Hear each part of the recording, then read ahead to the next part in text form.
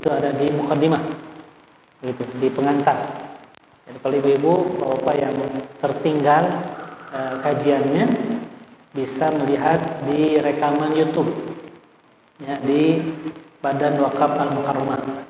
Itu sudah ada lengkap dari episode 1 sampai yang terakhir, gitu. Karena berurutan ya berkaitan. Gitu. Dan saya sudah sampaikan bahwa setiap satu hikmah kita buat 2 episode, kita buat 2 sesi, ya, supaya lebih meresap hikmah yang kita pelajari, mendalami, merenungkan bersama, dan tentu saja kita berusaha untuk mengamalkan hikmah-hikmah yang luar biasa ini, ya. Karena kalau barangkali bapak-bapak atau ibu-ibu ya pernah mengikuti suatu pelatihan, ya, ada satu pelatihan bu atau bapak yang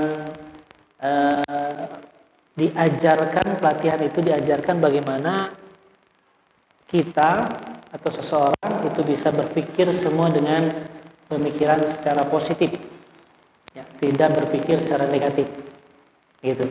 Dan itu ada pelatihannya.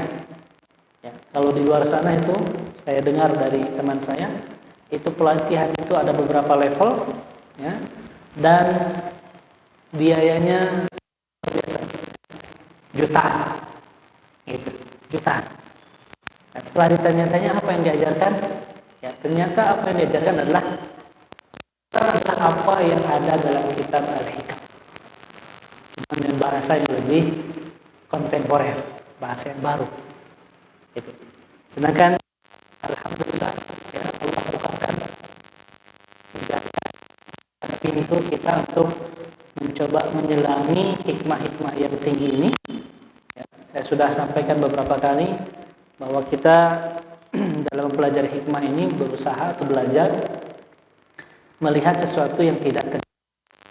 Ya, belajar melihat sesuatu yang tidak terlihat oleh mata kita. Ya, di antaranya adalah belajar melihat diri kita sendiri sebelum kita belajar melihat orang lain. Ya, melihat orang lain itu mudah karena bisa langsung terlihat oleh mata kita. Tapi ketika kita mencoba bantuan orang lain, perlu bantuan benda, ya, karena susah melihat diri kita sendiri. Ya, kita harus dengarkan bagaimana pandangan teman-teman kita, saudara kita, keluarga kita tentang kita, baru kita bisa melihat diri kita.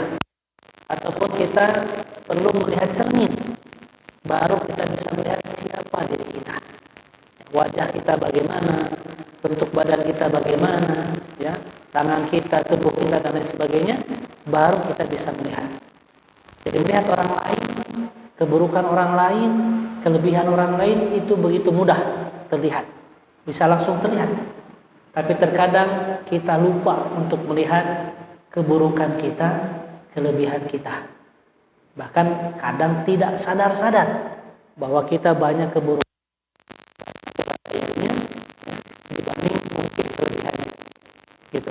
Maka Al-Hikam ini mengajarkan kita untuk melihat yang tidak terlihat. Dan ini akan berkembang lebih luas. Ya. Bagaimana seorang mukmin meyakini akan surga dan neraka. Ya. Bahwa surga dan neraka hari ini, ketika seorang muslim ditanya, yakin dengan surga dan neraka? Yakin. Coba buktikan surga dan neraka itu ada. Ya, pada bingung semua.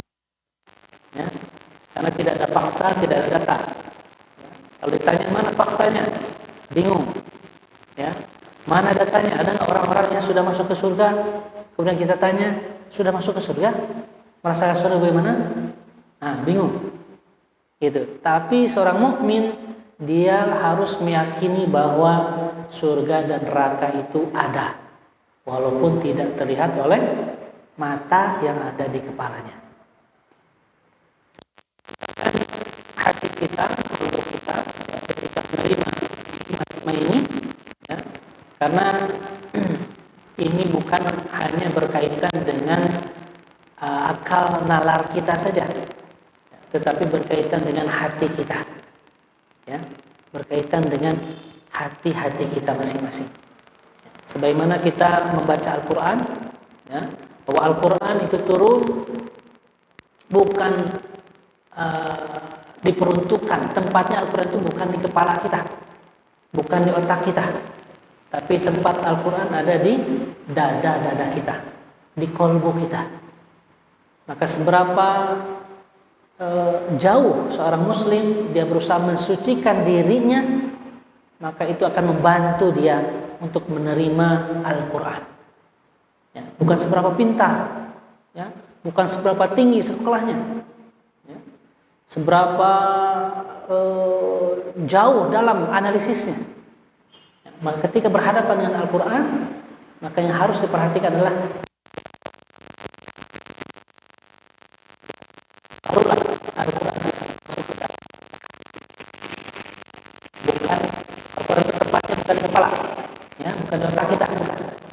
Karena kalau tepatnya di kepala, ini akan hancur.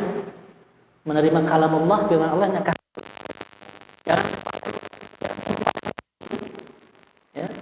Kalau Al-Quran turun pada sebuah gunung, maka gunung pun akan hancur. Ya. Gunung adalah sifatnya materi.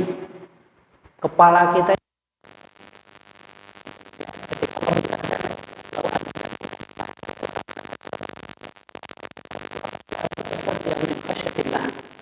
tilkal amsalu nadribuha linnasi la'allahum yatafakkarun. Gitu ya. Jadi Allah memberi perumpamaan dalam Al-Quran. Banyak perumpamaan yang sering Allah sebutkan dalam Al-Quran. Bahkan kalau saja Al-Quran turun ke sebuah gunung, maka kamu akan lihat gunung itu hancur lebur. Ya, hancur lebur. Khasyi'an mutasaddian min khasyatillah, karena takut kepada akal, walaupun dia membuka akal untuk memahaminya. Ya, jadi bukan tempatnya di sini. Al-Quran tempatnya ada di qalbu, di dada. Ya, jadi ketika kita mendekat Al-Quran, mendekat kepada Al-Quran, maka yang harus dipersiapkan adalah bukan seberapa cerdas orang tersebut, ya, seberapa pintar orang tersebut, ya, seberapa hebat IQ-nya, ya, tetapi seberapa bersih, ya, hatinya, seminimal apa dosa-dosanya, gitu. Ya, jadi beda, ya, jelas berbeda ketika kita ingin memahami kitab Allah Al-Quran. Demikian juga untuk menyelami hikmah-hikmah dari Ibnu Athaillah As-Sakandari ini juga sama. Ya. Menyelami hikmah itu juga memerlukan qalbu, hati. Ya.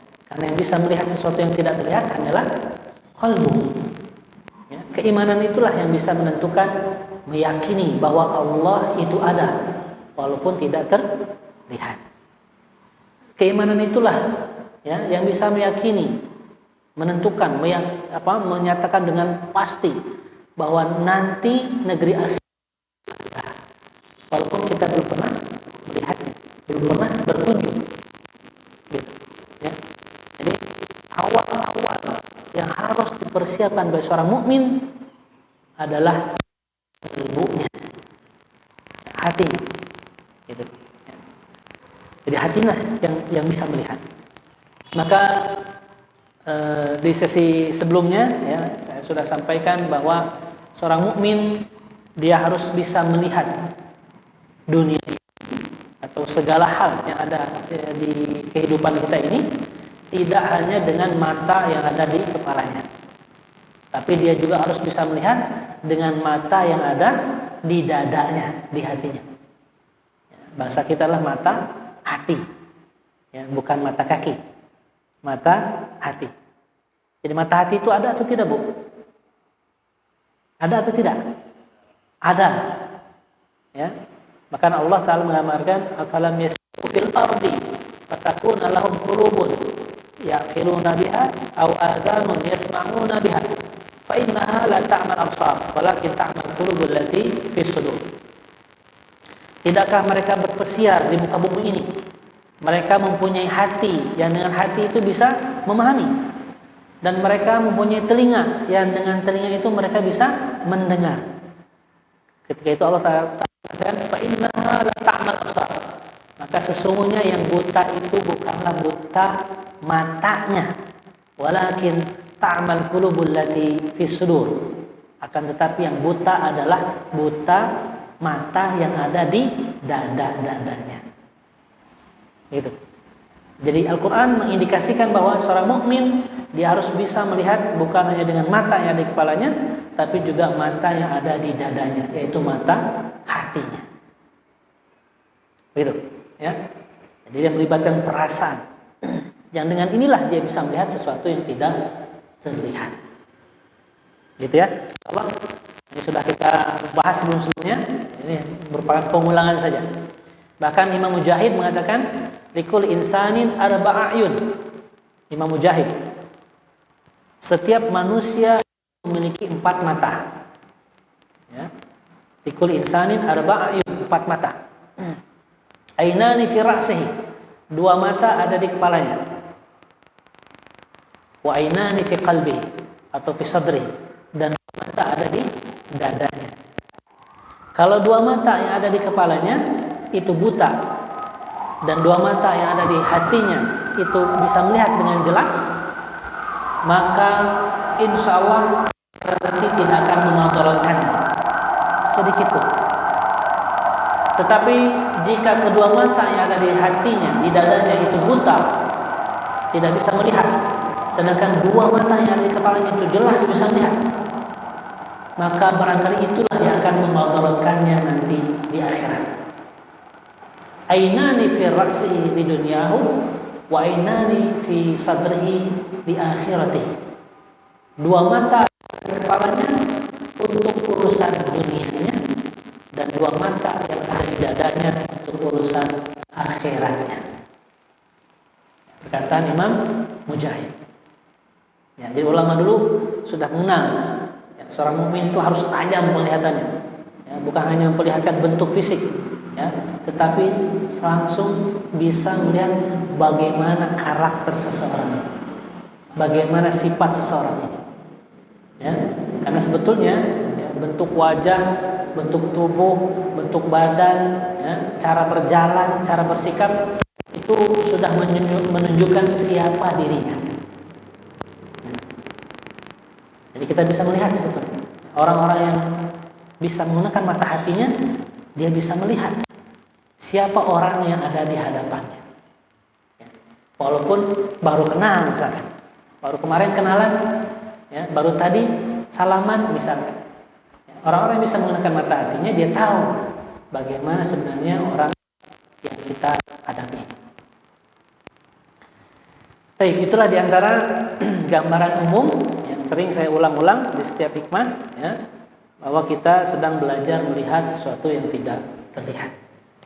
Dan tentu saja Allah Ta'ala yang menciptakan kita, yang menciptakan alam semesta ini, yang nanti juga menciptakan alam akhirat, ya, itu juga tidak terlihat oleh mata kita. Gitu, ya.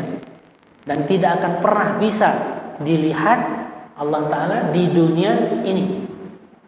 Kapan kita bisa melihat Allah Ta'ala? Wajah Allah Ta'ala? Akhirat. Jangan sampai kaum muslimin mengatakan orang yang ingkar. Ya, sudah dikisahkan dalam Al-Quran bahwa kaum-kaum yang ingkar terhadap Rasul, ya, terhadap kebenaran Allah Ta'ala, zat Allah Ta'ala, mereka mengatakan la nu'minu hatta narallaha jahrah. Kami tidak akan beriman sampai kami melihat Allah dengan jelas. Ya. Jadi perkataan-perkataan yang sombong-sombong ya, sudah dikisahkan dulu dalam Al-Quran. Dan hari ini juga masih banyak orang-orang yang seperti itu. Perkataannya begitu sombong dan congkak. Jadi apakah kita juga akan seperti itu?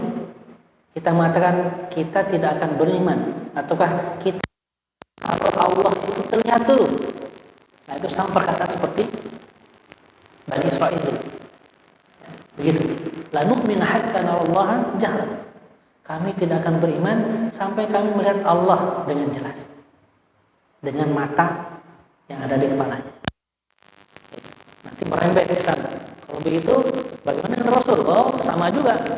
Ya, kami tidak akan beriman pada Rasul, pada Nabi Muhammad SAW, kalau belum bertemu, melihat wajahnya.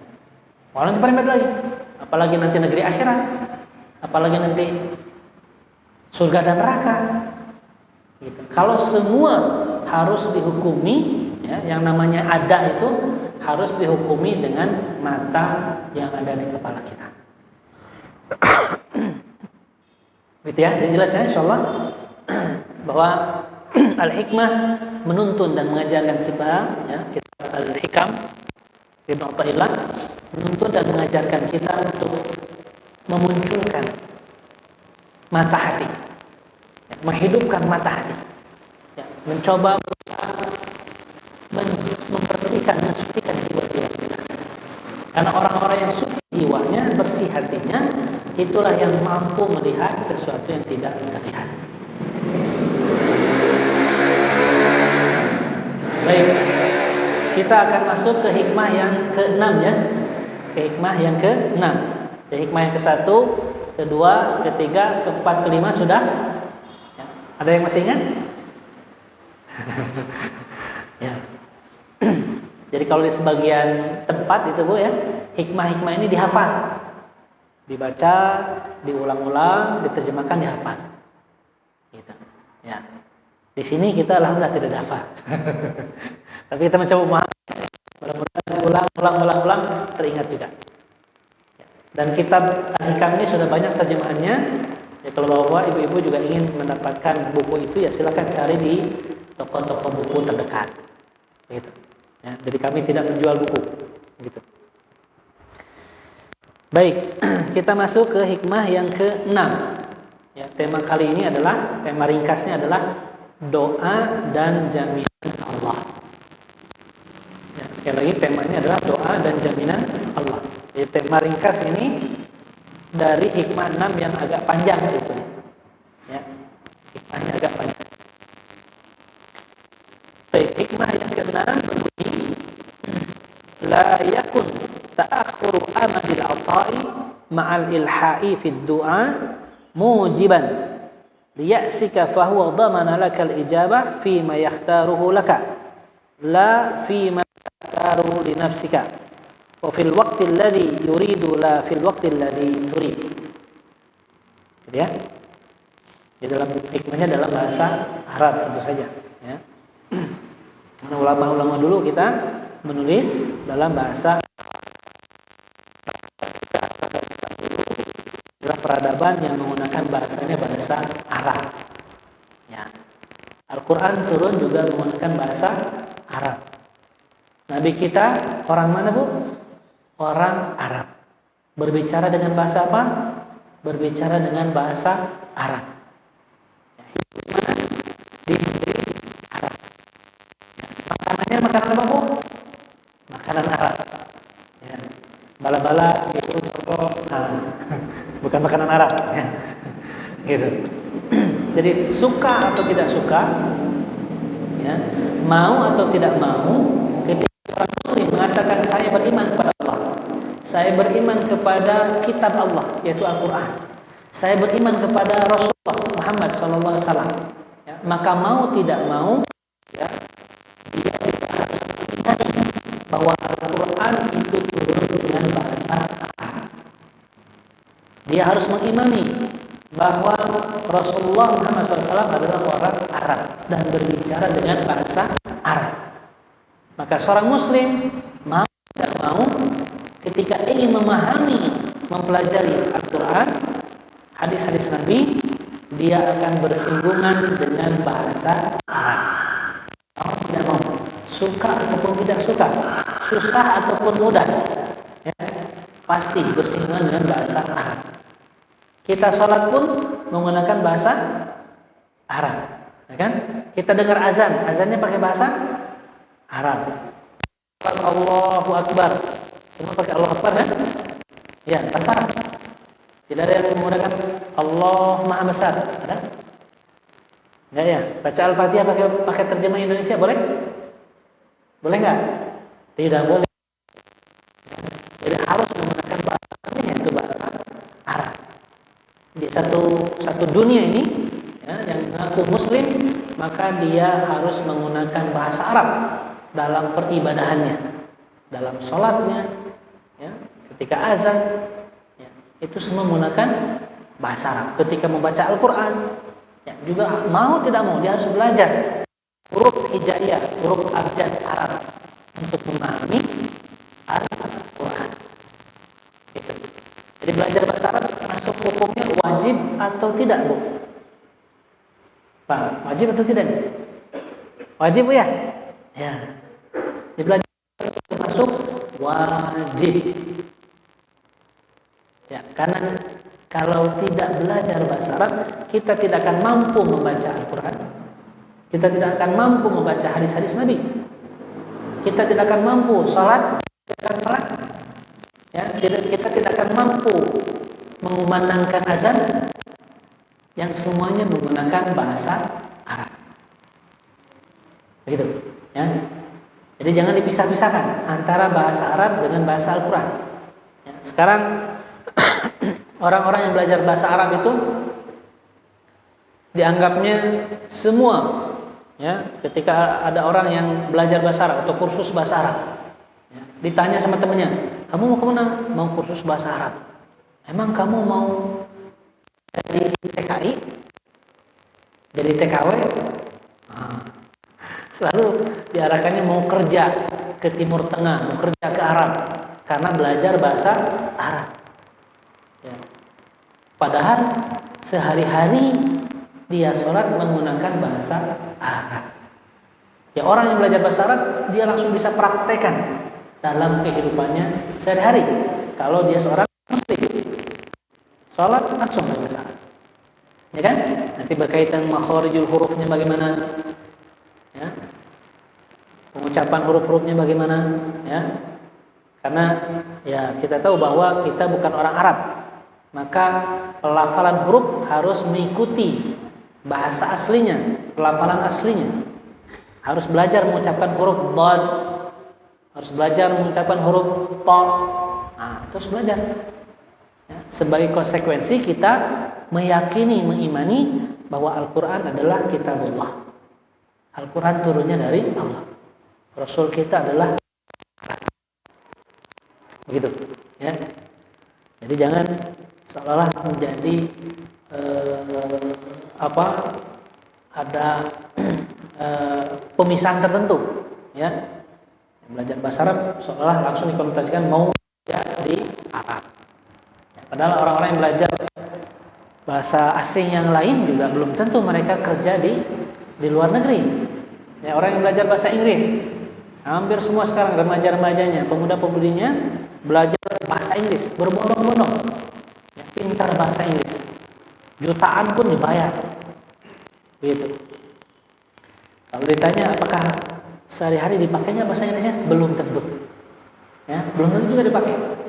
Ya, tapi dengan biaya yang besar pun ya dibayar. Kalau ditanya mau pergi ke Eropa untuk bekerja, belum tentu juga. Semua yang belajar bahasa asing, bahasa Inggris, bahasa Jerman, ya, itu mau belajar, mau bekerja ke luar negeri, ke Eropa. Gitu. Jadi kadang kita tidak fair, gitu ya, melihat bahwa sebenarnya bahasa Arab ini ada kaitannya dengan agama kita. Gitu, ya. Jadi sekali lagi, semua hikmah-hikmah yang Syekh Ibnu Athaillah As-Sekandari tuliskan atau tuangkan tentu dengan menggunakan bahasa Arab. Gitu ya. Jadi ketika ibu belajar alif, ba, ta, sa, ibu sedang belajar bahasa Arab. Ya. Cuma nanti difokuskan ke Al-Qur'an. Begitu. Jadi jangan dipisah-pisahkan. Ya, jadi sekali lagi bunyi dari hikmah yang ke-6, la yakun ta'khuru amadil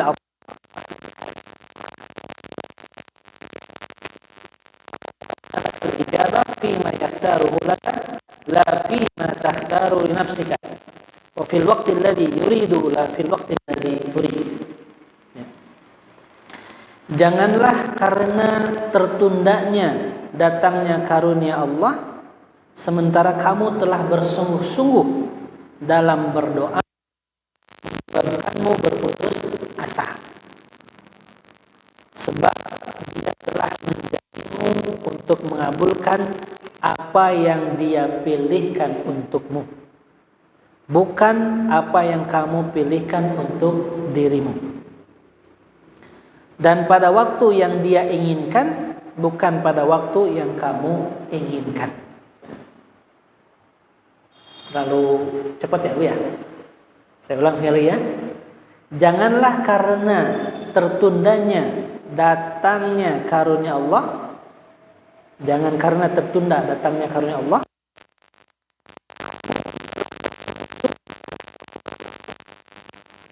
kamu sudah bersungguh-sungguh dalam berdoa, itu menyebabkanmu berputus asa. Ya, menyebabkanmu berputus.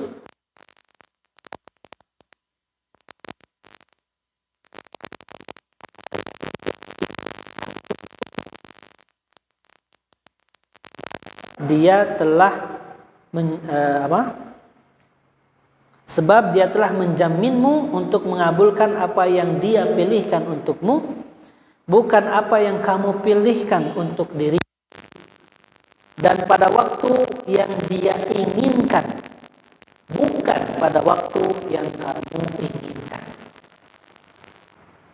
Ya. Ini hikmah yang ke-6.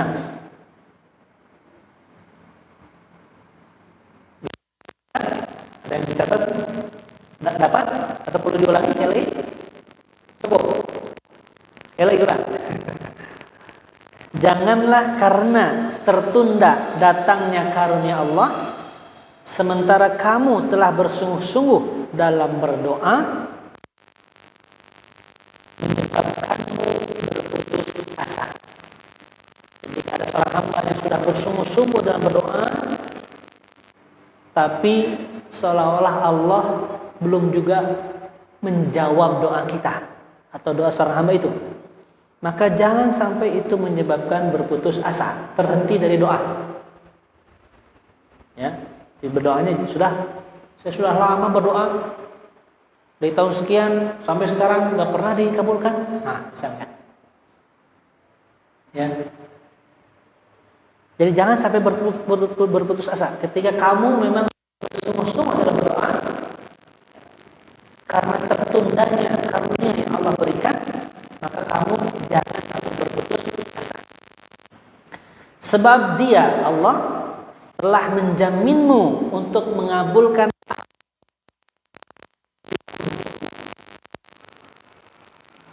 Jadi Allah berjanji, menjamin akan mengabulkan setiap doa dengan apa yang Dia pilihkan untukmu. Pengabulan itu Allah akan berikan sesuai dengan pilihannya, bukan pilihan orang atau hamba yang berdoa. Bukan apa yang kamu pilihkan untuk dirimu, dan pada waktu yang Dia inginkan, bukan pada waktu yang kamu inginkan. Jika seorang hamba menginginkannya besok, ternyata Allah tidak beri besok, maka pahami Allah akan kabulkan. Jika kamu benar-benar bersungguh-sungguh berdoa, kabulkan sesuai dengan waktu yang Dia pilihkan, Allah pilihkan untuk kamu, bukan waktu yang kamu pilih sendiri. Nah, itu hikmah yang ke-6. Jadi doa dan jaminan Allah. Ya, siapapun yang berdoa kepada Allah, pasti Allah akan kabulkan. Itu jaminan Allah, janji Allah. Wa qala rabbukum ud'uni astajib lakum. Ya. Wa qala rabbukum, Tuhanmu berfirman kepadamu, ud'uni astajib lakum. Berdoalah kalian, mintalah, memohonlah kalian kepadamu. Astajib lakum, pasti aku akan kabulkan, pasti aku akan ijabah. Jadi Allah.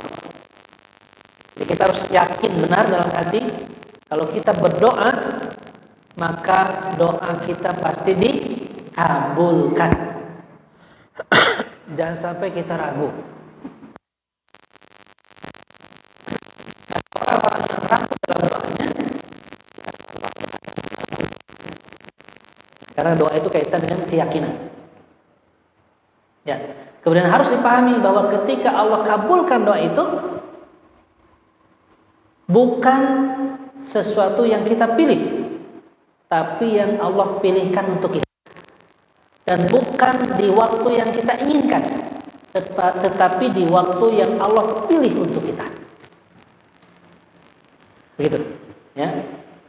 Terkadang kita sukanya mengatur Allah, berdoa, ya, inginnya hari ini dikabulkan, ingin besok dikabulkan. Padahal hubungan kita adalah makhluk dengan Khalik, ya. Hubungan manusia dengan Sang Pencipta. Hubungan makhluk, kita adalah makhluk, ya. Khalik adalah Allah, Sang Pencipta. Hubungannya adalah bukan hubungan manusia dengan manusia, tapi hubungannya adalah kita sebagai makhluk ciptaan Allah yang hina, yang rendah, ya, yang lemah, ya, dengan Allah yang maha tinggi, yang maha hebat, yang maha besar. Ya. Jadi bagaimana yang lemah ini, yang hina ini mengatur yang maha hebat, yang maha besar. Ya. Di bahasa sederhananya, jangan sampai kita mengatur Allah dengan doa-doa kita. Itu bahasa sederhananya. Ya. Jangan sampai kita mengatur Allah dengan doa-doa kita. Semua kita hukumi dengan akal kita, kemudian kita ingin ini, ingin itu, ya. Tidak menyerahkan kepada Allah Ta'ala, ya. Padahal Allah akan berikan, akan kabulkan pasti, ya. Di waktu yang Dia pilih, bukan di waktu yang kamu pilih. Allah pilihkan sesuatu yang terbaik tentunya, bukan yang kamu pilih untuk kamu. Itulah bentuk Rahman dan Rahimnya Allah. Cuma terkadang seorang hamba tidak yakin, ya, tidak ada keimanan terhadap itu. Maka bagaimana Allah akan mengijabah? Sehingga ketika seorang hamba dia tidak yakin dengan doanya. Ya, innallaha la yastajib du'a'u qalbin ghafil. Allah tidak akan mengijabah doa hati yang lalai. Nanti kita akan kupas di sini, ya, ada dua, ya, karena temanya doa dengan jaminan Allah atau doa dengan janji Allah, ya. Jadi yang pertama adalah janji Allah pasti akan mengabulkan doa, ya, harus dipegang itu. Kalau kita berdoa pasti Allah akan kabulkan, itu janji Allah. Doa yang seperti apa? Seperti apapun Allah mampu kabulkan. Ya, saya ingin dapat rumah yang besar. Ya, biasanya seorang hamba berdoa hanya untuk urusan dunia, biasanya. Ya, jarang melihat untuk akhiratnya. Tapi pun itu tidak apa-apa. Ya, jika itu bisa menenangkan hati. Ingin dapat rumah yang besar, tapi penghasilan minim. Berdoa kepada Allah, apakah Allah mungkin mengijabah atau tidak? Seorang yang kerja dengan gaji misalkan 2 juta sebulan, berdoa kepada Allah ingin mendapatkan rumah yang besar yang harganya 5 miliar, dikabulkan atau tidak? Kalau saya tanya gitu, Bu, kira-kira dikabulkan nggak, Bu? Hah? Ya, belum apa-apa kita sudah menghukumi, wah, asapiraku. Dia tidak yakin dengan doanya. Bagaimana Allah kabulkan? Dirinya sendiri pun tidak yakin Allah bisa kabulkan. Paham ya? Ya. Dirinya sendiri pun tidak yakin Allah bisa kabulkan. Gaji saya, maaf, misalkan ya, satu kasus, gaji saya 2 juta, saya ingin dapat mobil yang harganya 100 juta. Misalkan, yang sederhana lah, rumah miliaran, sekarang kurangkan dikit, mobil 100 juta. Gaji saya sebulan 2 juta. Kebutuhan saya sebulan 1,5 juta. Bisa 500.000. Ingin dapat mobil yang harganya 100 juta misalnya. Kira-kira ketika kita berdoa Allah kabulkan atau tidak? Aduh, misalnya 500.000. Aduh ya Allah, berikan abdi mobil. Saya perlu pisan mobil. Kalau panas, nggak kehujanan. Kalau hujan nggak kepanasan. Ya, kira-kira dikabulkan atau tidak? Nah, terkadang kita menghukumi dengan akal kita. Oh, satu mungkin. Nah, ketika pikiran kita sudah begitu, jangan harap Allah akan kabulkan. Kita sudah menuduh kepada Allah tidak mampu mengabulkan doa kita. Itu satu tuduhan. Bukankah Allah yang menciptakan alam semesta? Bukankah Allah yang mengatur alam semesta ini dengan begitu indah? Bukankah Allah juga yang memberi kita kehidupan? Bukankah Allah yang memberi kita juga makan dan minum? Jangan hal-hal yang kecil, yang sepele. Yang besar pun Allah bisa kabulkan. Tapi masalahnya seorang hamba ini tidak memposisikan dirinya bahwa dirinya tidak mampu berdoa dan menuntut kepada Allah Ta'ala. Allah tidak mampu doanya. Gitu ya. Jadi jangan sampai ada pikiran asa teu mungkin, asa piraku. Sudah berdoa, ada ucapan, maknya saya nggak punya uang, bagaimana saya mau ke haji, tapi saya pengen pergi haji. Asa teu mungkin. Kalau sudah bilang asa teu mungkin, ya sudah nggak akan pernah berdoa,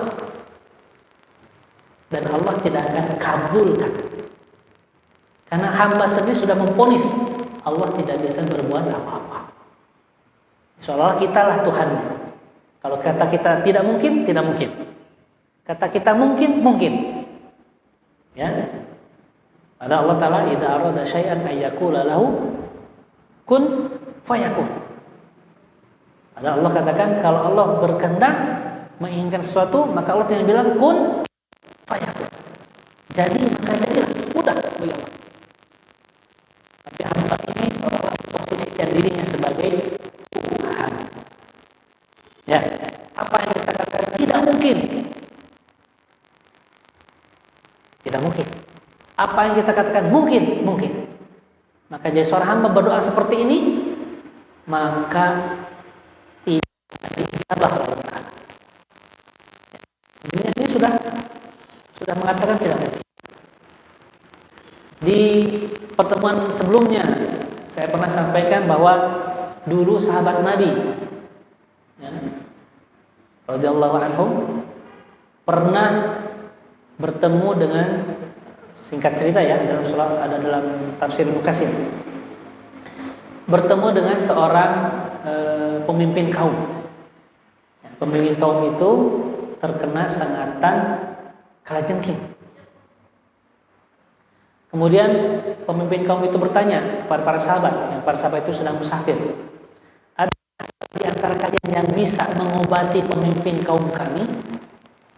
Dan maka di antara sahabat ada yang menyanggupi, saya bisa mengobati pemimpin kaum Anda. Ya, lebih kurang bahasanya begitulah. Ya, ceritanya begitu, bukan? Ya. Kalau misalkan kami mampu mengobati, ya, karena Anda tidak memberikan kami perbekalan, kami sedang musafir, kami kehabisan bekal, dan Anda tidak memberikan kami perbekalan, tidak memberi sedikit pun, maka kami minta imbalan. Kalau pemimpin kaum Anda bisa kami sembuhkan atau kami obati, nah, maka imbalannya adalah 100 ekor unta, ya, karena terkena sengatan kalajengking. Maka apa yang dilakukan oleh seorang sahabat itu? Seorang sahabat itu hanya membacakan surat Al-Fatihah, membaca surat Al-Fatihah, kemudian ditiupkan, kemudian yang pemimpin kaum itu asalnya sakit, maka sembuh. hanya cukup dengan Al-Fatihah, Bu. Baca Al-Fatihah sembuh.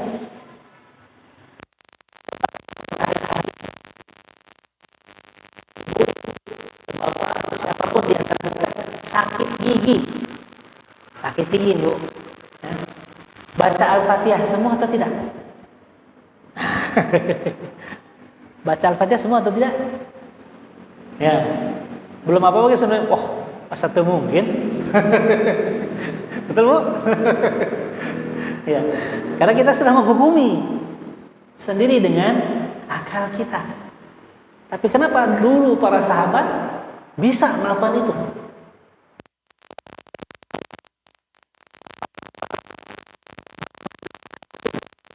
Ya, yang terampuh sekalipun.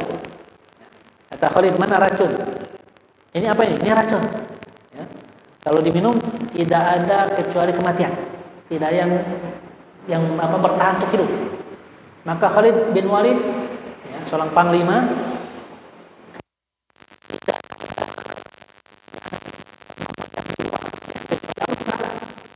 mati itu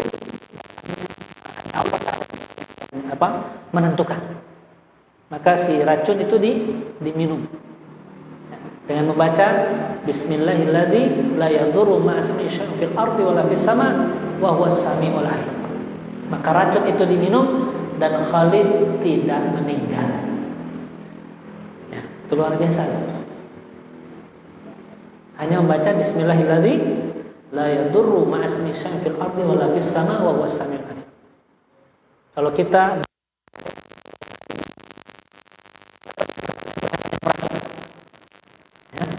kemudian baca Bismillahirrahmanirrahim, sama yang dibaca dengan Khalid bin Walid. Bismillahirrahmanirrahim, la yadurru ma'asmi syai'un fil ardi wala fis sama wa huwas samiul alim. Tetap hidup atau langsung meninggal? Ya, lalu apa bedanya? Ya, bedanya adalah terletak di keimanan. Ya, keimanan orang yang membacanya. Itu keimanan para sahabat begitu tinggi, luar biasa, yakin benar akan kebenaran Al-Quran. Sedangkan kita terkadang meragukan. Padahal Al-Quran yang kita baca hari ini adalah Al-Quran yang sama ketika turun 1400 tahun yang lalu. Yang didengar para sahabat sama. Al-Qurannya sama, satu huruf pun tidak ada yang berubah. Ya, 30 juz, 114 surat. Tidak ada yang berubah. Tapi kenapa pengaruhnya tidak sama? Jawabannya adalah letaknya di keimanan. Keimanan kita tidak sama dengan keimanan para sahabat. Apakah kita mungkin keimanan kita bisa setinggi hari ini ada orang, seorang muslim, seorang mukmin bisa setinggi para sahabat? Mungkin tidak. Jika dia merujuk pada Al-Quran, ya mungkin. Tidak mungkin. Karena Al-Qurannya sama.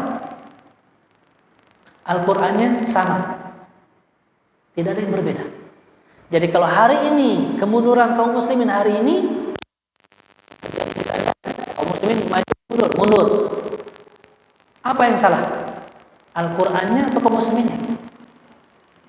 Al-Qur'annya tidak pernah berubah, tapi kaum musliminnya lah yang berubah. Kitanya, Bu.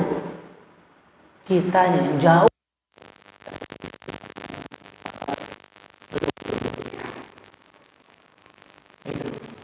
Jadi seorang hamba, seorang muslim, seorang mukmin dia harus yakin betul bahwa ketika dia berdoa, doanya akan Allah ijabah. Jangan sampai ragu. Dan jangan sampai kita jadikan kita ini Tuhan. Ya. Itu mungkin. Seolah kita yang mengatur. Kalau Allah berkehendak, sakit tanpa obat bisa sembuh nggak, Bu? Jika Allah hendaki, bisa. Tanpa minum obat bisa. Siapa bilang itu bisa? Bisa. Kalau Allah berkehendak, kalau Allah izinkan sembuh. Kasus-kasus yang tanpa obat orang bisa sembuh dari sakitnya. Ada orang yang terlihat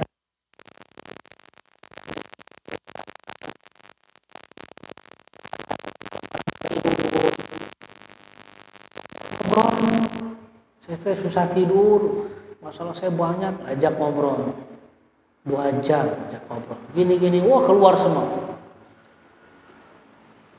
Setelah 2 jam ngobrol, keluarlah semua permasalahan, diberilah nasihat, diberilah solusi, selesai masalahnya, tidur tanpa obat. Ya.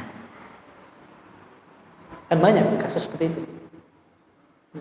Jadi ketika berdoa, dia harus yakin betul doanya akan diijabah. Harus yakin. Kalau tidak yakin, ya jangan harap diijabah. Asa tebung. Misalkan. Ya. Tidak mungkin. Caranya bagaimana? Caranya terserah Allah. Jangan mengikuti cara kita. Caranya biar Allah yang aturkan. Gitu. Nah, itulah doa, ya, dan jaminan Allah.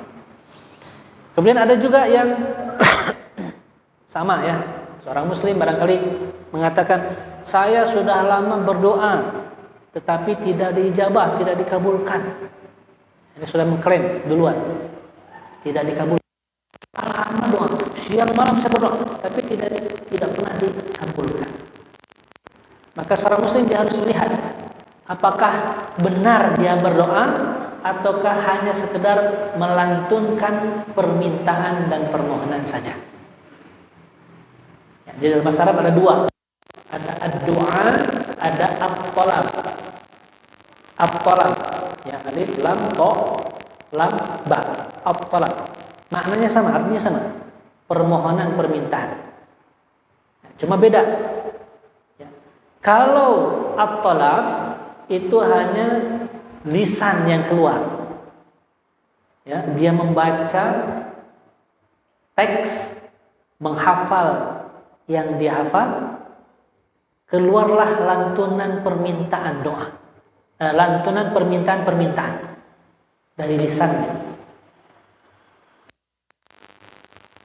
tanpa ada kegundahan dalam hati.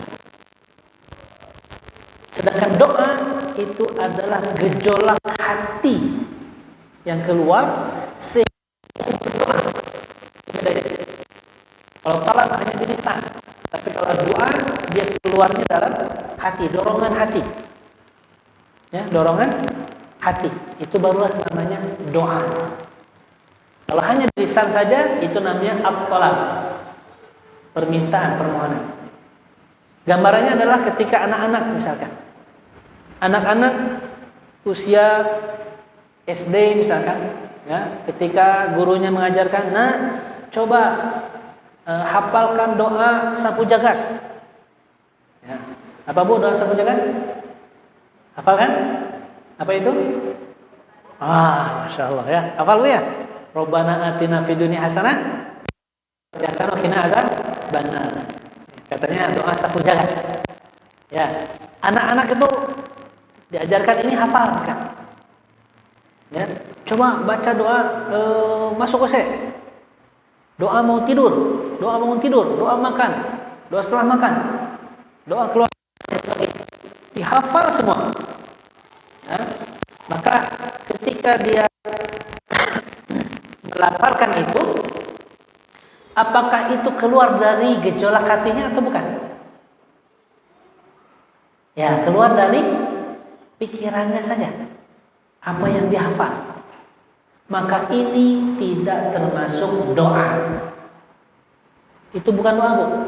Ya, itu orang yang sedang belajar doa. Anak-anak yang belajar doa.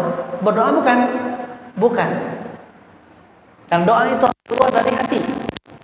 Gejolak hati. Ya, gejolak hati sehingga lisan keluar. Bedanya begitu. Ya, doa itu hudurul qalb bil khusyu' wal khudu'. hadirnya hati, hadirnya perasaan bahwa kita memang meminta benar-benar kita di hadapan Allah, menyatakan bahwa diri kita tidak mampu, diri kita butuh Allah, kita tidak bisa melakukan ini dan itu tanpa izin Allah. Maka itulah yang namanya doa. Maka kalau seorang muslim mengatakan saya tidak diijabah doa saya sudah lama berdoa, kita lihat coba doanya gimana kamu. Kita lihat habis sholat, Assalamualaikum, amin, amin. Amin.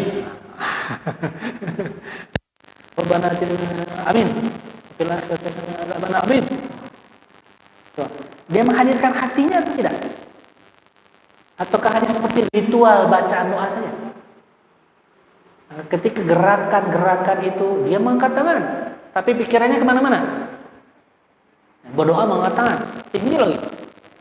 Tapi pikiran kemana? Aduh, itu sesahan terus diangkatan tacanya. Hujan. Pikiran kemana-mana. Maka ini perasaan kemana-mana. Ini bukan doa. Walaupun lisannya berbicara atau melantunkan permintaan, itu bukan termasuk makna doa. Ya. Jadi beda dorongannya. Doa dorongan dari hati, keluarnya dari hati. Kalau talab dari lisan saja, pikiran kemana-mana. Ya, sama kita baca teks. Ya, Allah magfirli, baca teks saja. Bedakan dengan itu keluar dari hati. Allahumma magfirli, ya Allah ampuni hamba. Itu beda. Ya Allah keluar dari hati. Nah, itulah doa. Maka janji Allah, ud'uni astajib lakum. Berdoalah kalian maka pasti aku akan ijabah. Maka jangan-jangan hamba itu belum berdoa, hanya belajar berdoa. Maka ini Allah tidak berjanji apa-apa. Ya, bagaimana Allah kabulkan? Ya, berdoa aja tidak, masih belajar berdoa.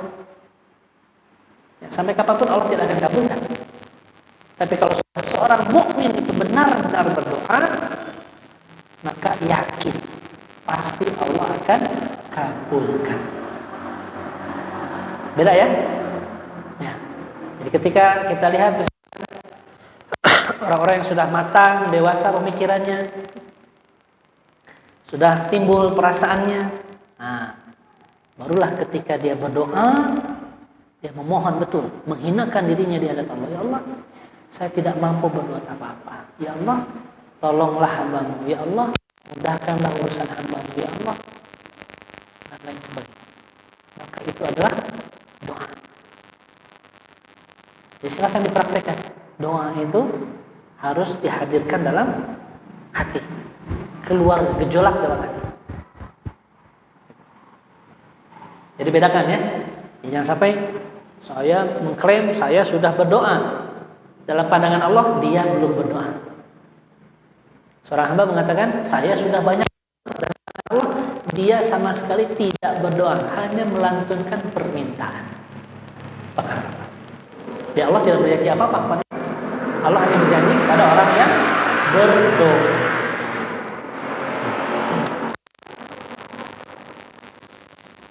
Kemudian ada syarat, ya, syarat doa. Dan tadi yang pertama ya, selain menghadirkan hati, ya, perasaan, ditujukan fokus kepada Allah, khusyuk, khudu itu merendahkan diri, khusyuk itu fokus. Perasaan dia, hati dia, pikiran dia tidak kemana-mana. Memang memohon, meminta kepada Allah Ta'ala. Maka itu adalah doa. Itu yang pertama. Yang kedua, syarat doa itu adalah mulai dengan bertaubat. Ya, bertaubat kepada Allah. Bertaubat dari apa? Dari segala kemaksiatan yang dilakukan. Taubatnya adalah taubat yang tulus, ya, yang ikhlas, memang betul-betul bertobat.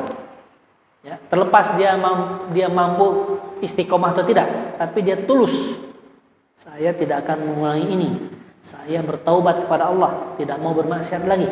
Terlepas nanti ke depan bisa jatuh lagi, bertobat lagi, bukan tidak terlepas itu. Ya, terlepas dari itu. Tapi taubatnya tulus, memang betul-betul ingin memohon ampun kepada Allah Ta'ala dari segala kemaksiatan yang dilakukan, disadari ataupun yang tidak disadari. Karena taubat yang tulus itu juga sebagai penolong bagi doanya, ya, penolong doa untuk dikabulkan oleh Allah. Itu. Jadi hadirkan dulu, ya, awali dulu dengan taubat. Dalam hadis Nabi SAW mengatakan, kullu bani Adam khata, wa khairu khata'ina at-tawwabun. Semua Bani Adam itu khata, bersalah.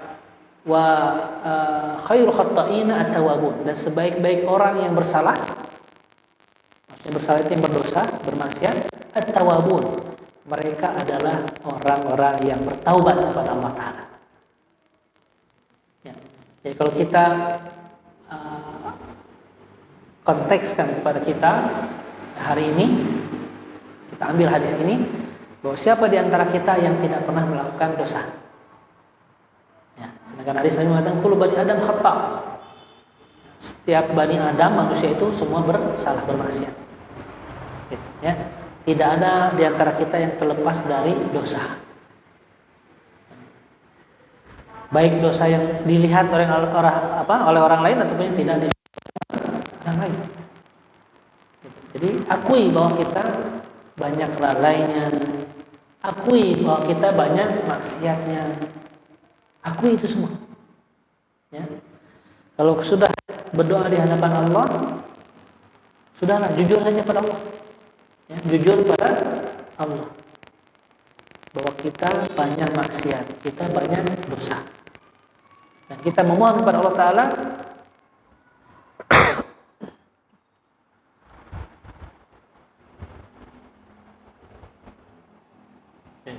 dan kita memohon kepada Allah Ta'ala untuk mengampuni semua dosa-dosa kita. Gitu ya. Jadi syarat untuk doa yang pertama, hadirkan hati, perasaan kita, pikiran kita ya harus sama, ya. Jangan sampai lisan kita mengucapkan doa tapi pikiran kemana, perasaan kemana. Doa itu hadir dari gejolak hati, keluarnya hati. Pikiran sama, fokus. Itu baru namanya doa. Hinakan diri kita, rendahkan diri kita, minta kepada Allah Ta'ala. Kemudian juga mulai dengan taubat, mulai dengan istighfar. Rasulullah SAW, sosok manusia terbaik saja, itu beristighfar sehari berapa? Tidak kurang dari 100 kali beristighfar. Tidak kurang dari 100 kali. Sosok manusia terbaik yang maksum, yang dosanya sudah dimaksum, ya, diampuni. Nah kita, dosa kita dijamin diampuni tidak? Tidak. Itu. Bagaimana dengan kita? Jadi mulailah dengan bertaubat kepada Allah Ta'ala. Ya.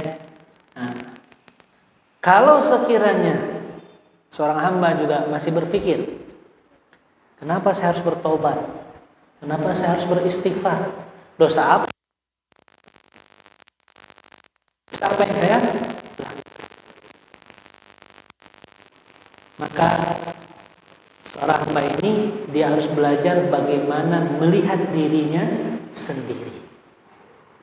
Ya. Melihat orang lain mudah, tadi saya sudah sampaikan. Dosa-dosa orang lain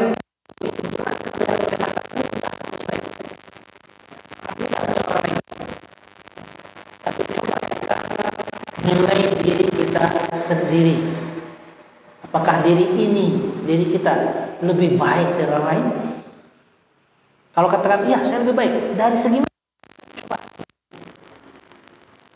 Jangan-jangan kita hanya mengklaim diri kita lebih baik dari orang lain, sedangkan dalam pandangan Allah, auzubillahi min dzalik, kita jauh lebih buruk dari orang lain.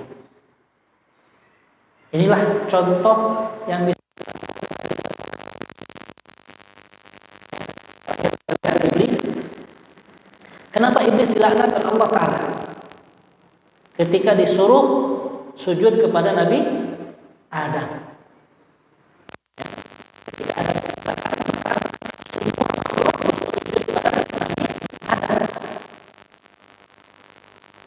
Qulna lil malaikati isjudu li Adama fasajadu illa iblis. Dan tatkala kami katakan kepada para malaikat, bersujudlah kalian semua kepada Adam. Fasajadu illa iblis. Maka semuanya bersujud illa iblis. Iblis enggak mau sujud kepada Adam. Padahal itu perintah Allah. Kata Allah, wastakbara wa kana minal kafirin. Iblis itu aba, menolak. Wastakbara, dan bersikap sombong. Wa kana minal kafirin. Dan iblis termasuk golongan yang ingkar. Ketika Allah tanya, kamu tidak sujud kepada Adam, wahai iblis, lima la tasjud. Kenapa kamu tidak sujud kepada Adam? Maka iblis menjawab apa? Ana khairum minhu, khalaqtani min tin, khalaqtani min. Kata iblis, saya lebih baik dari dia. Dari siapa? Dari Adam. Iblis mengatakan, saya jauh lebih baik dari Adam. Allah ciptakan saya dari api dan Adam dari tanah. Nah, itu jawaban iblis. Jadi iblis mengklaim dirinya jauh lebih baik dari Adam. Dari segi apa? Dari segi bahan baku, materi yang dilihat.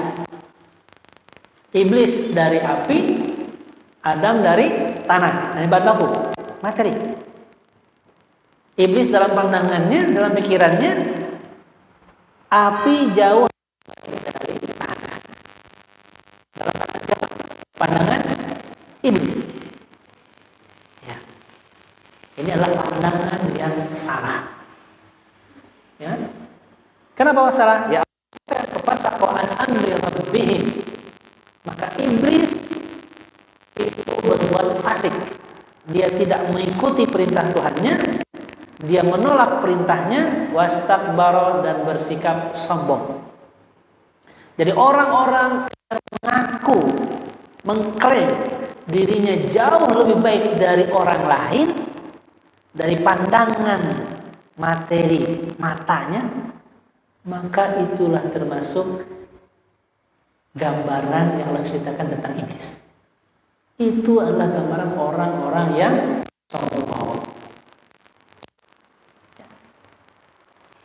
Paham kan? Salah ya? Padahal ketika Adam diciptakan dari tanah, Allah Ta'ala mengatakan, wa nafakhtu fihi min ruhi. Aku tiupkan ruhku. Ruh Allah ada pada diri Adam. Maka Adam jadi lebih mulia karena ada ruh Allah dalam diri Adam. Sehingga semua makhluk harus sujud kepada Adam, sebenarnya bukan karena materinya, tapi karena ada ruh Allah yang ada pada diri Adam. Adam begitu mulia di hadapan makhluk-makhluk yang lain. Ruh terlihat atau tidak? Ruh terlihat tidak? Tidak terlihat. Maka jangan sampai sekali-kali kita menghukumi orang lain, merasa diri kita lebih baik karena kita hanya menghukumi dengan mata yang ada di kepala kita saja. Itu sama gambarnya seperti iblis. Na'udzubillahi min dzalik. Itu satu bentuk kesombongan. Gitu ya? Insyaallah. Baik, waktunya habis. Insyaallah kita sambung di sesi berikutnya. Ya, seperti biasa ya, satu hikmah kita coba kupas dalam 2 sesi. Jadi insyaallah itu saja dahulu. Insyaallah kita sambung di sesi berikutnya, dan jika ada pertanyaan barangkali saya persilahkan. Ya, saya kembalikan dulu ke Hasan. Ya, tafadhol. Terima kasih Ustaz. Jika ada apabila Ibu di sini bertanya, boleh langsung Ibu.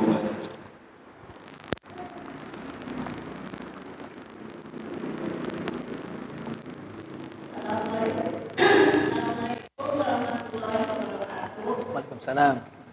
Pak Ustaz, saya merasa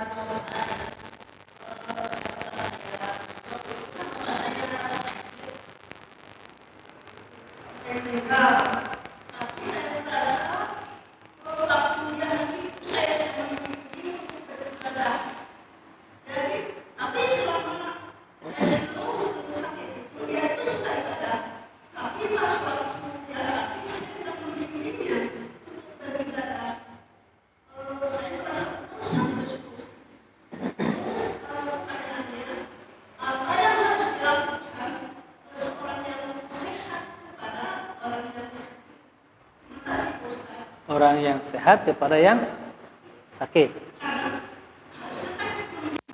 Ya, ya. Waktu itu ibu di mana, Bu? Punten. Waktu itu ibu sedang apa? Di rumah. Tidak mendekati bapak yang sedang sakit, enggak? Tidak mendekatinya atau gimana? Atau terhalang atau gimana? Ibunya.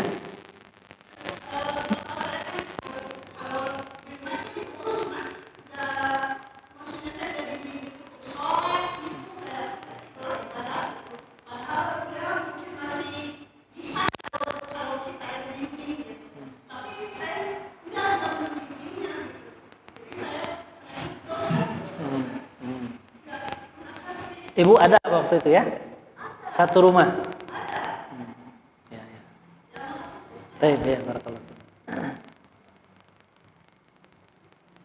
Ya, baik. Ya, yang pertama barangkali yang bisa saya jawab adalah saya menggunakan bahasa al-hikam yang saya pahami. Bahwa setiap segala sesuatu yang terjadi tentu itu tidak terlepas dari ilmu Allah. Ya. Jadi ibu tidak bisa menuntun, mengajarkan, gitu ya. Itu kepada bapak itu juga tidak terlepas dari ilmu Allah, gitu ya. Jadi memang tidak menjadi bagian ibu, gitu. Ada dulu teman saya juga sama, ya. Teman saya ceritakan ini, dia berapa saudara ya? Ada beberapa saudara, 5 atau 4 bersaudara. Ibunya ketika di akhir hayatnya biasa yang paling dekat dengan anak yang tengah. Itu yang paling dekat itu anak yang tengah. Tetapi di akhir hayatnya, ya justru yang menemani di akhir hayat itu bukan yang paling tengah, bukan anak tengah, tapi justru anak adiknya lagi, gitu, ya karena kakaknya sedang ada tugas keluar, gitu. Nah itu ya termasuk itu adalah bagian dari qada Allah, ya bahwa kalau dipikir-pikir, ya, anak yang barangkali yang disayangi itu anak yang lagi keluar itu, ya. Tapi justru yang menemani akhir hayatnya adalah anak adiknya, gitu. Ya barangkali itu adalah bagian dari adiknya, ya. Jadi barangkali itu juga jawaban yang saya bisa berikan bahwa ibu tidak bisa mengajarkan, tidak bisa atau tidak mau, Bu, kan beda ya. Ya, itu bukan bagian ibu, gitu. Ya. Jadi bukan bagian ibu mengajarkan ibadah dan lain sebagainya. Ya. Jadi tugas kita barangkali karena sudah meninggal, kita mohon tentu saja berdoa kepada Allah Ta'ala, ya. Mohon almarhum diampuni segala dosa-dosanya, ya. Mohon almarhum dirahmati, ya. Diberikan, kita mohon berikan maghfirah dan rahmatnya, gitu, ya. Kalau ada amalan-amalan soleh kita, Bu, ya, yang barangkali kita juga ingin niatkan ini untuk almarhum bapak saya, itu juga boleh, ya. Misalkan jika ada amal saya, Allah, yang barangkali kau lihat, kau pandang, izinkan ya Allah ini juga menjadi bagian dari amal ayah saya atau bapak saya, gitu. Jadi tugas kita yang masih hidup barangkali, ya, mendoakan saja, ya, mendoakan dan jadikanlah kita orang-orang yang dicintai Allah. Karena ada amalan anak itu yang bisa mengangkat derajat orang tuanya di akhirat, ya. Ada juga amalan orang tua yang mengangkat derajat anaknya di akhirat, gitu, ya. Jadi insyaallah kalau Allah itu Maha Adil, Maha Rahman, Maha Rahim, kita tidak berputus asa untuk berdoa kepada Allah Ta'ala. Dan kalau yang sakit ya tugas yang sehat, kalau yang sakit mendoakan, menjenguk, ya. Kalau bisa disentuh Bu, ya. Karena yang sakit itu sedang dalam posisi lemah, ya. energinya pun energi lemah. Ya. Jadi beri motivasi, beri semangat, ya. Beri sentuhan ini walaupun sepele tapi efeknya luar biasa. Ya. Jadi jangan sampai tidak disentuh. Kalau bisa disentuh, yang sakit itu harus disentuh. Bukan hanya disentuh hatinya, diberi motivasi, tapi badannya pun harus disentuh. Karena orang-orang yang sehat dia mengalirkan energi positif. Ya, kekuatan orang-orang yang sakit, orang-orang yang lemah, ya sedang lemah. Maka transfer energi. Kalau bicara energi kelihatan atau tidak? Nah, kelihatan. Tapi energi itu ada. Energi itu ada. Kalau kita bersalaman, berpelukan, ya, itu saling mentransfer energi. Kalau sering bertemu dengan orang yang baik, bermuamalah, bergaul dengan orang yang baik, berbicara dengan orang yang baik, itu menambah energi baik. Tapi kalau kita bergaul dengan orang yang buruk, ya, energinya juga buruk, ya, kalau kita nggak kuat, kita yang terbawa. Gitu. Sama, yang sehat, yang sakit juga sama. Para terapi, para tabib, ya sama juga. Para dokter menghadapi orang yang sakit itu energinya tarik menarik, gitu, ya. Jadi kekebalan tubuh itu juga sama, tarik menarik. Maka kalau kita tidak kuat, ya kita yang terbawa. Jadi bentengi diri kita, ya. Kemudian yang sakit itu diusap, didoakan. Ya. Jadi kalau bisa dihibur, ya. Jangan ada yang sakit, panyawat dukiman kamari itu mawat, sami panyawat ke ibu. Atau begitu, malah tambah down, ya. Bukan begitu, bu, tuh kamari saper, lang parah ti ibu, tos sehat deui, anu jag-jag deui. Beri motivasi. Jangan justru menjatuhkan mental. Salah. Ketika orang sakit dijatuhkan mental sakit, salah. Naikkan motivasi, beri dukungan, beri support, baru dia akan bangkit kembali. Karena ruhnya itu harus dibangunkan. Ya. Jadi hakikat itu ruhnya sudah sakit duluan. Ya. Bukan fisiknya saja, tapi ruhnya sakit duluan. Maka yang harus dibangkitkan adalah ruhnya terlebih dahulu. Bangkit, insya Allah penyakit badannya, fisiknya akan membaik. Itu barangkali Bu ya. Wallahu a'lam.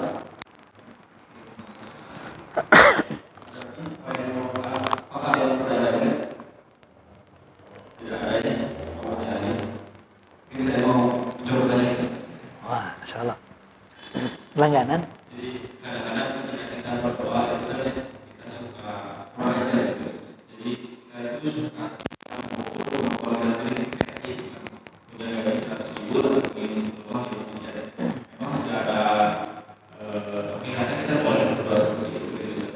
Tapi apakah ada gitu doa yang bisa tidak itu lebih baik kita sampaikan doa yang nggak kayak gitu. Misalkan kita doa kuatkan diri dan coba untuk membuat sesuatu yang di luar kemampuan kita, kita berdoa itu aja gitu. Yang penting kita yakin gitu. Apa kita harus menggunakan doa itu ke arah yang lebih bersifat kita bisa mengendalikan gitu. Melalui seperti itu. Baik ya, baik, bagus, Masya Allah. Ya, dalam doa juga ya tentu kita harus hati-hati dalam berdoa. Ya. Kalau kita berdoa, ya Allah berikanlah saya kesabaran, kekuatan. Contoh ya, berikanlah saya kesabaran dan kekuatan. Maka Allah kabulkan. Kalau ingin sabar, ingin kuat seperti apa nanti? Wah, ujiannya harus berat. Kenapa? Ya kamu sendiri yang minta. Ya Allah kuatkanlah fisik saya, kuatkanlah badan saya akan menghadapi ini. Ya, berarti ya supaya kuat fisik, ya, kuat mental ya harus diuji. Ya, maka doanya ya kita harus tahu juga bagaimana berdoa, gitu. Ya, maka kalau kita apa istilahnya ragu dengan doa kita, ragu, khawatir, ya doa saya salah nih. Sudah serahkan kepada Allah. Ya, kita serahkan. Kalau pandangan saya, serahkan kepada Allah. Ya Allah, Engkau Maha tahu mana yang terbaik. Ya. Jadi kita tidak mengatur dengan doa-doa kita, tidak mengatur Allah dengan doa-doa kita. Tadi saya sudah sampaikan, tidak menghukumi Allah seolah mungkin dan tidak mungkin hanya di kepala kita, baik dan buruk hanya di kepala kita. Padahal Allah jauh Maha tahu. Ya, jauh Maha tahu. Jadi barangkali ketika kita berdoa, ya Allah, tunjukilah hamba jalan yang lurus, jalan yang mengantarkan hamba kepada kebahagiaan. Ya Allah, jika usaha yang hamba lakukan ini Engkau ridhoi, ya Allah, mudahkan.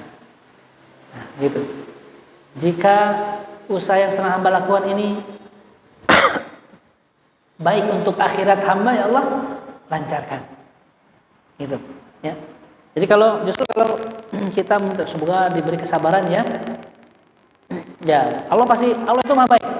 Ya, Allah pasti kabulkan. Kesabaran berarti hamba ini harus diuji dulu supaya menjadi orang yang sabar. Kalau tidak lulus, maka itu akan terulang. Ya, maka itu akan terulang. Ya. Jadi ujian yang datang kepada kita, ya, itu sesuai dengan tahap kemampuan kita. Jadi jangan diukur dengan ujian itu seperti orang lain. Tidak sama, apa yang sampai pada kita dan orang lain tidak sama. Gitu. Dan ketika kita belum lulus, maka itu akan terulang lagi. Ya, jadi kalau antum atau kita sama-sama merenungkan, kayaknya kok ini masalah itu lagi. Nah, berarti kita belum lulus dari ujian. Kita harus melewati ini. Kalau kita sudah lewati ini, ya nanti kita akan ada ujian yang lebih tinggi lagi. Gitu. Jadi barangkali ya perlu dipikirkan benar-benar bahwa doa itu sesuai untuk kita. Ingin apakah itu beradab atau tidak, misalkan ya. Ya, uang saya segini, gaji saya segini, tapi inginnya dapat rumah yang megah. Sebenarnya tidak ada yang mustahil bagi Allah.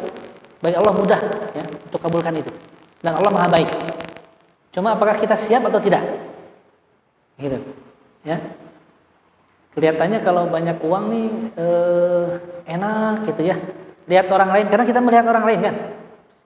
Inginnya itu lihat kalau misalkan bisa ongkang-ongkang kaki gitu ya. Uang masuk sendiri ke rekening, kering kita ongkang-ongkang kaki gitu. Sehingga enakeun gitu. Tidak perlu ngapa-ngapain. Apakah itu baik enggak untuk kita? Kadang kita menghukumi itu baik. Ketika Allah beri itu, baru kita merasakan, oh saya ingin seperti dulu lah.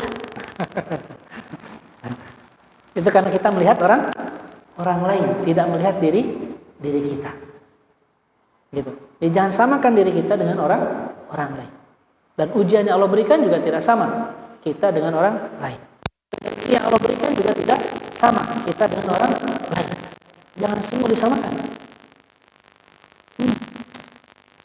Seandainya satu Bandung semua kaya, nggak ada orang miskin, baik nggak? Nggak ada orang miskin, kumaha tuh? Ya, nggak ada orang kaya. Seandainya semua miskin, nggak ada orang kaya, gimana? Jadi adanya kaya miskin adalah satu karunia, ya, karena kita bisa saling bersinergi. Allah menyempurnakan itu semua, sistem itu semua. Ini bagian dari kesempurnaan Allah. Ya, jangan kita menghukumi sesuatu yang barangkali kita juga tidak tahu, ya, bahwa Allah sudah mengatur sedemikian sempurnanya untuk kita. Tinggal kita mau mensyukurinya atau tidak. Ya, jadi hadirkan rasa syukur, ya, bahwa kita juga diberi kehidupan oleh Allah Ta'ala. Bisa makan, bisa minum, alhamdulillah. Lihat orang lain belum tentu, ya kan? Gitu. Lihatnya orang lain. Lagi-lagi kita melihat orang lain. Itu barangkali bisa kita tangkap ya. Baik, insyaallah. Itu wallahu a'lam bishawab.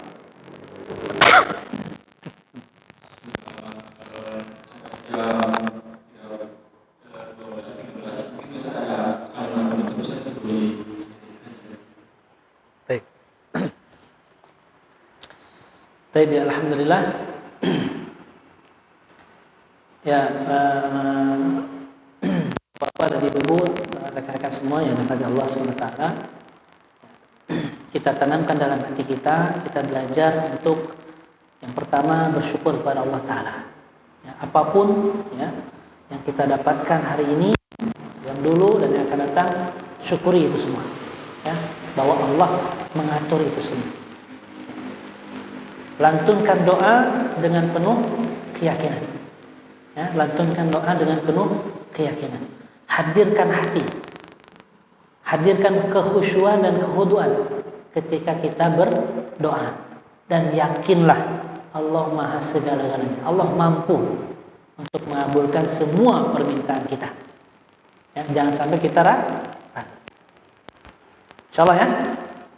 Insyaallah, yakin? Yakin insyaallah. Ya.